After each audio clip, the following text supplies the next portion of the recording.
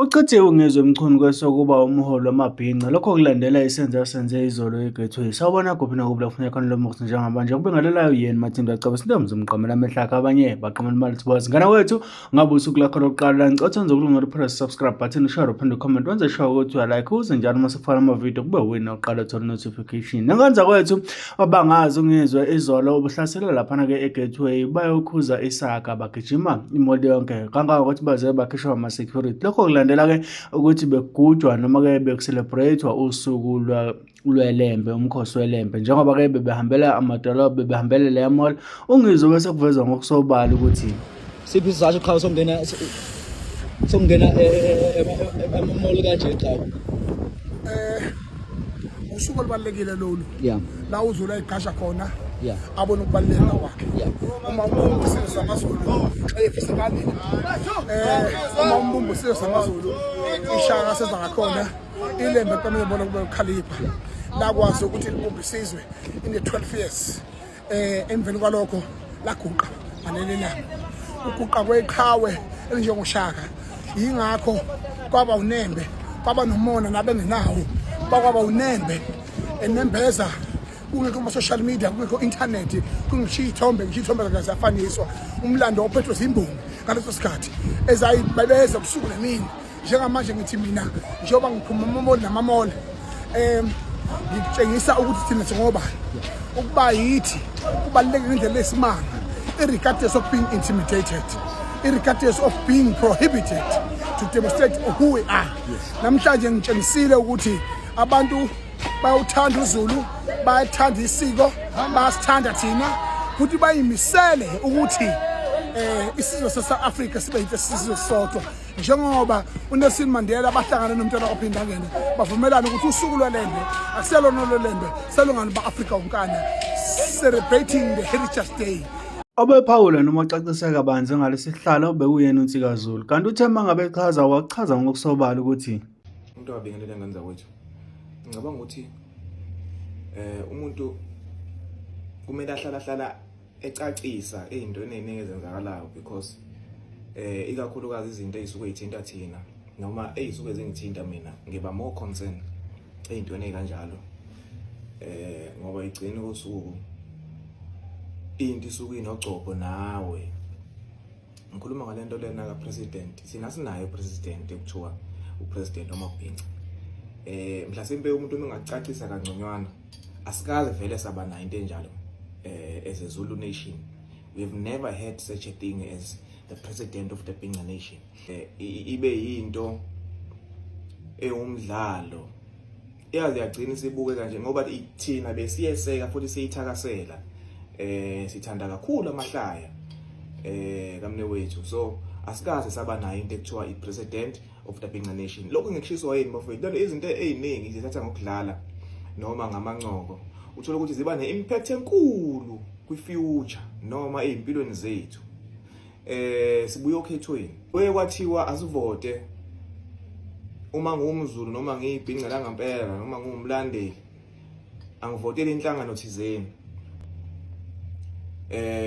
ukuthi ngiyayithanda noma yenza kahle noma yenze kahle cha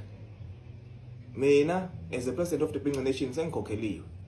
bakungeke kuphume kanjalo kodwa ngiyakuveza noma ngikusho kanjalo ke mina so ngithi nina ngiyanisebenzisa njengamanje ngathi ngiyangithanda nina ngiyalandela votelani inhlangano votani nami asikaze saba nento noma nomholi osidayisayo noma osifaka obishini angeke futhi sibe nayo okwangempela kwakuumdlalo ayikaze bekhona into enjalo okwangempela kwakuumdlalo noma kwakuyingxenye yokuthi siyancweka ku social media siyadlalisana uma sibona futhi ukuthi into iyamsebenzela umuntu thina sinawo umahawu noma iningi lethu siyayithanda into eyaphambili nebenefitisa noma ethuthukisa omunye umuntu sayibona lento ukuthi iyaphambili umuntu uyaqashwa enza emcimbini thola imali uprominent sayenza kwangathi into yangempela ngakho uzumhlola advertiser i-business lengulube lapha ngasho ngathi le nto wrong le nto le ngoba awazi uyenze research thoroughly uku-advertiser i-business kakhulukazi elifuna imali ebantwini ungayenzi i-research u-advertise inyanga ukuthi nansi inyanga yalapha ungayenzi i-research kuyingozi kakhulu ngoba abantu basuke bekwethemba wena so ngesikhathi usebenzisa lo opportunity ekuthenini abantu bawethemba noma bayakuthanda futhi kuba easy ukuthi sibe nama victims amaningi through wena abantu bakithi abaye ukuthatha izinto serious ikakhulukazi ezinye izizwe sendayi KZN ngicabanga ukuthi 95% wethu sesivukile sesuvile umqondo ngomne wethu lokho umdlalisa kwethu ukuthi kukanje ukuthi kusilimaze kuphi noma kusazosilimaza kuphi nanokujula ngomqondo ukubuka ukuthi nayi le platform uyazi le platform lena inkulu lana ngithi usukucabangela abantu uma umholi wabantu ukuthi le platform abanginikana labantu inkulu uyazi ngingakwazi ukusiza kanje ngiyakwazi ungasasizi nangemali yakhe usuthola ama sponsors aqhamuka eceleni asathi hayi mina sokwenza ukuthi hayi thina sokwenza ukuthi for example nangu baba umsweli perfect example i-platform uyisebenzise ngendlela ezomholi ebenefitisa wonke umuntu asisho ukuthi mfowethu lo umunye bekumele enze njalo asicabanga ngokufana noma senze ngokufana ku right ukuthi athuthuka ethuthukisena it's fine but not lento ukuthi manje bese silutha ngiyabona ubuyile manje uyaqhubeka manje nale nonsense mina as for mina onke umuntu mhlawumbe uzobona le video ongasiyena umZulu koGoli koPitori or wherever maybe I must say this in English we do not have the president of the Zulu or the Bhinqa Nation or we do not have a representative called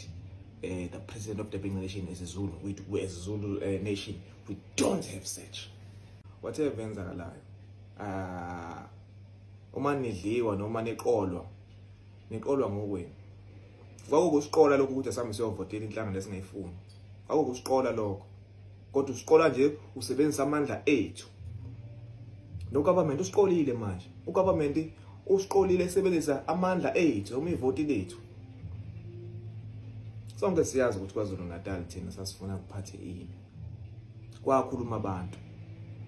ileyo nhlangano kwakumele isho ukuthi efuna ukusebenza nobani igcwalisele inkeshezana le ishoda ngayo amavoti okuyinto encane kakhulu so ke asizukuba nomuntu othi urepresenta thina ezamaZulu ozokwenza lokho ngikozile ukwenza ama video ngiwabhekise kubantu ka personally kanje kodwa ngiyabona ukuthi kufika lapho vele ngoba naqala ngathi ngikhala ngenyanga umfonela umne wethu mfowethu wayenza ijoke nga understand ngoba vele kwavele isikhathi siyasikhumbula isimo sakhe 2019 2022 ukuthi kwakunjani isimo sakhe esahamba kusuka emsakazweni nga understand noma ngaqonda ukuthi angikwazi ukufaka incindezi ngoba khona enye inyanga eyayimncelisa noma eyayimvezela khona ukuthi nakwazi ukuthi aphile ngaso sikhathi yazi Khedlelezi phakela kahle imkhombi yakhe none okukhulu akadlala uqinisile intaba nabangani bakhe mawumolo wabantu you sacrifice izinto eziningi ekuthenini isizwe leso siholayo masiphile abulala abantu abayi1000 ufuna kuphile wena wedwa bulala abantu abayi1,000,000 ufuna kuphile wena wedwa bona ubunjalo lokho nje bafowethu akonake